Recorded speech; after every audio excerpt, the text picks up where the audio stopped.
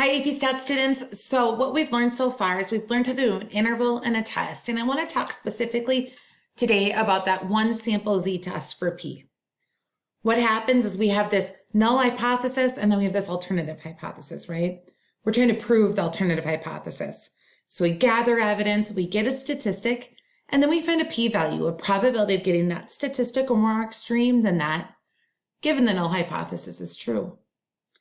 The p-value then, that helps us decide if our evidence is strong enough to reject the null hypothesis and have evidence for the alternative hypothesis or not, okay? So what happens if we're wrong? So we're going to frame this up by talking about a criminal trial, okay, again. And we want to talk about, so someone has committed a crime and then they decide to go to trial, right?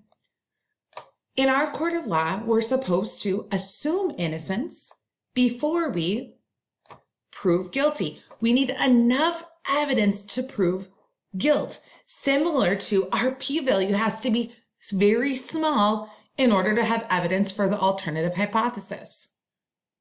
What if we're wrong? In statistics, we have something called a type 1 error. A type 1 error is where we reject the null hypothesis and we shouldn't have. In reality, the null hypothesis is true. So let's frame this up in a criminal trial. What would happen if we had a type 1 error in a criminal trial? In a criminal trial, we would reject the null hypothesis and have evidence of guilt. But we were wrong. Okay, but we were wrong. The null hypothesis is true. So what is a consequence of that? We want to talk about a consequence of a type 1 error. A consequence of a type 1 error is now we just sent an innocent person to jail. Or not necessarily jail, but they had some sort of consequence in our court. Maybe they're on parole or they have to pay a debt or something, okay? But we've just convicted an innocent person, which is not okay, okay? So that's a type 1 error in statistics when we reject the null hypothesis and we shouldn't have, okay? Let's talk about a type 2 error. I put my fingers up like that for a reason. A type 2 error is where we fail to reject the null hypothesis and we shouldn't have. In reality, the alternative is true. So what does that mean in the court of law?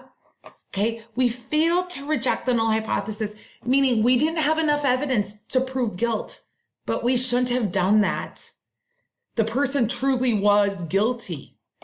Okay, what is a consequence of this? So let's write that out. This is where we fail to reject the null hypothesis and have no evidence of guilt. Okay, we were wrong. A consequence of that then is a guilty person is not going to jail or not, on parole or whatever, whatever the consequence is of that crime. Type 1 error, type 2 errors, those do happen, okay? Now, one other thing that happens is something called a power. A power of the test is where we reject the null hypothesis and we should have, we did it right. So in this case, the power of the test would be we rejected the null hypothesis and have evidence of guilt. We were right. A guilty person goes to jail, which is what was supposed to happen, okay? Guilt was found, they were truly guilty, and then they go to jail or they get the consequence, whatever it is, parole or pay someone something or whatever that consequence is. Okay, let's move on here. Okay, so we're going to talk about this problem here in actual statistical language with a stats problem. The manager of a fast food restaurant wants to reduce the proportion of drive-through customers who have to wait more than 2 minutes to receive their food once their order is placed. Based on store records, the proportion of customers who had to wait at least 2 minutes was 0.63. To reduce this proportion, the manager assigns an additional employee to assist with drive-through orders. During the next month, the manager will collect a random sample of drive-through times and test the following hypotheses. P is equal to the true proportion of drive-through customers who have to wait more than 2 minutes after their order is placed to receive their food. Okay, so right now we assume that the truth is 63% of customers have to wait more than 2. We want to reduce that proportion. Describe a type 1 and type 2 error in this setting and explain the consequences. Let's talk about it first and then we'll write it down. So if we type 1 errors where we reject the null hypothesis and we have evidence for the alternative hypothesis, but we were wrong, okay? The proportion was not reduced. It is still 0.63. What is a consequence of that? Well, a consequence is that the manager assigns an additional employee to assist with these orders. So now he's paying for an additional employee in hopes to reduce that time, and it didn't work. So he's out that extra money. Plus, he probably still has some unhappy customers because it's still 63% of them are waiting at least 2 minutes. That would be a consequence of rejecting the null hypothesis, having evidence for this. So we think it's working. We think this extra person is helping, but it's not. And so we're paying for that, right? And our customers are still waiting at least 2 minutes, so they're not happy. Let's talk about a type 2 error, okay? A type 2 error is where we fail to reject the null hypothesis, and we shouldn't have, okay? So if we fail to reject the null hypothesis, that means we have no evidence that the proportion is going down. So we have no evidence that 63% has been reduced, the proportion of people who are waiting at least 2 minutes. We have no evidence for this. So now what we're probably going to do is we're going to fire this additional employee, right? When it was actually helping. We type 2, we fail to reject this and think we have evidence for this. I think we have no evidence for this. I'm sorry. We fail to reject the null hypothesis and we have no evidence for this, but we were wrong. This is actually working. So we've now all of a sudden probably fired this additional employee. And once again, customers are going to be upset because it's probably going to go back to what it was, 63% of them waiting, okay? 2 or more minutes. Let's actually write this down nicely. Type 1 error, we reject the null hypothesis. We have evidence for HA that the proportion of customers who waited 2+ minutes is less than 0.63. In reality, the time wasn't reduced and the proportion of customers that seem to be waiting 2+ minutes is 0.63. Reject the null hypothesis. Have evidence for this, but this is wrong. HO is actually the truth. We hired an extra employee and lost profits. Customer service, they're probably going to be upset as well. A type 2 error is where we fail to reject the null hypothesis and we have no evidence for HA. The proportion of people who waited is less than 0.63. In reality, the proportion of people who waited went down, okay? A consequence is we have unhappy customers and lost profits. We're most likely, again, losing this additional employee that they're hiring as well. Okay, so this right here in purple and blue is just a summary of what we've talked about earlier. You can write that down so you have that down for you. And let's move on to the next problem. Make sure you pause, obviously, to write it all down. Okay, a company has developed a new deluxe AAA battery that is supposed to last, look, I think this should be longer than its regular AAA battery. However, these new batteries are more expensive to produce, so the company would like to be convinced that the regular AAA batteries last for 30 hours of continuous use on average. The company selects an SRS of 15 new batteries and uses them continuously until they are completely drained. A significance test is performed on using the hypothesis. Our null hypothesis, mu is equal to 30 hours, so now we're talking about the true average. And then we want to prove, right, that they can last for longer than 30 hours, where mu is the true mean lifetime of the new AAA deluxe batteries. Describe a type 1 and type 2 error in context of the setting. Which type is more serious? Justify, okay? So let's talk about that type 1 error, okay? Let's talk about type 1 error. A type 1 error is where we reject the null hypothesis and have evidence for HA, and we shouldn't have. So let's talk about that. We reject the null hypothesis and have evidence the true mean lifetime of batteries is greater than 30 hours. But in reality, the true mean is actually equal to 30 hours because we were wrong. The consequence is they spent money on batteries that don't work as well, right? Okay. Remember, they spent money on this new deluxe AAA battery. It's supposed to last longer. They spent all this money probably developing it, so on and so forth, and it didn't work. Let's now talk about a type 2 error. A type 2 error is where we fail to reject this and have no evidence that this works here. So we fail to reject that mu is equal to 30 hours. We have no evidence that the true mean is greater than 30 hours. So we have no evidence that this new battery worked, but we were wrong. It actually worked.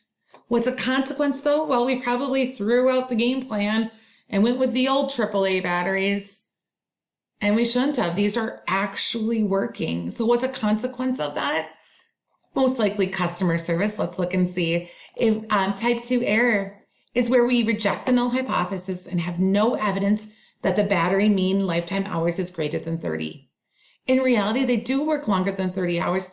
We have lost profits, right? And we probably also don't have as great a customer service. Maybe they're unhappy, they wanted to work longer, so on and so forth.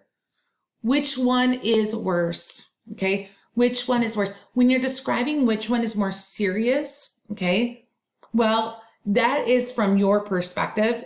There's a lot of, blurry area on what's right or wrong, as long as you justify yours on which one is worse. For example, from a business standpoint, I think they're both bad. On this one, you're spending money on batteries that don't work well and customers are going to be unhappy.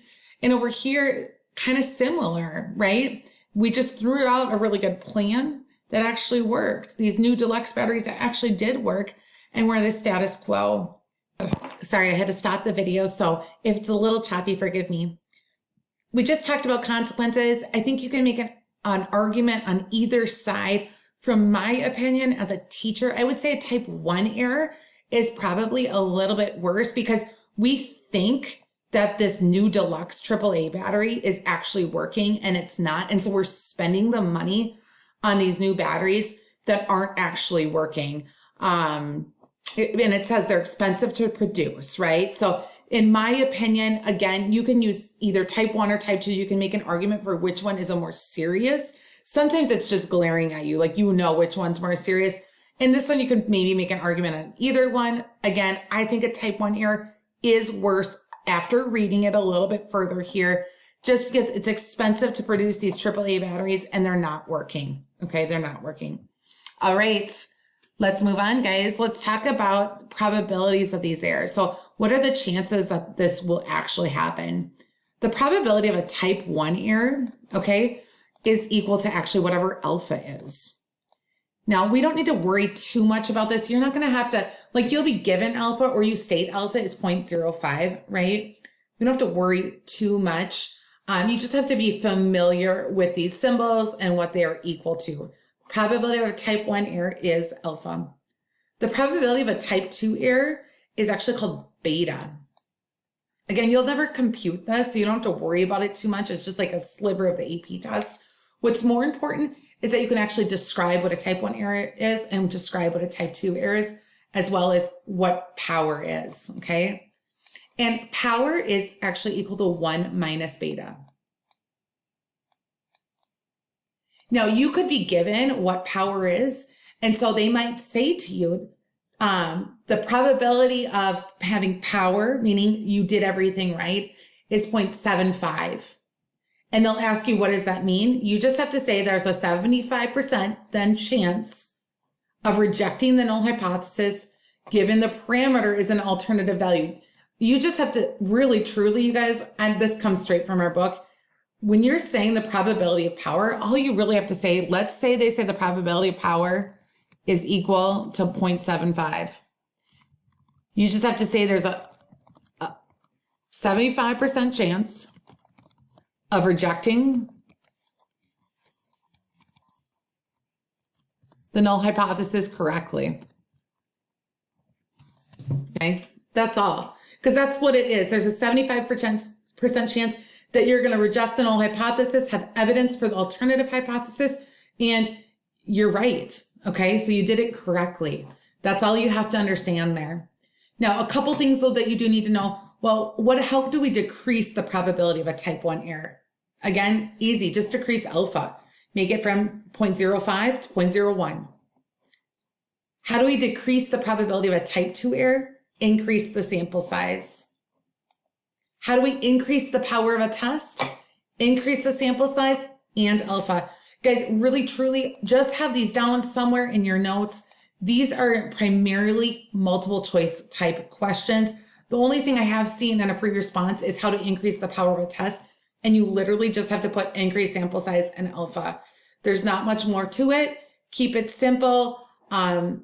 Really, truly just dial into understanding how to describe a type 1 error, a type 2 error, and making sure you explain the consequences of those. Okay. All right, this is not one I typically like to do as a video. I like to actually teach it in class, but that's just not where we are in our world right now. So happy virtual lessoning today, and we will chat soon.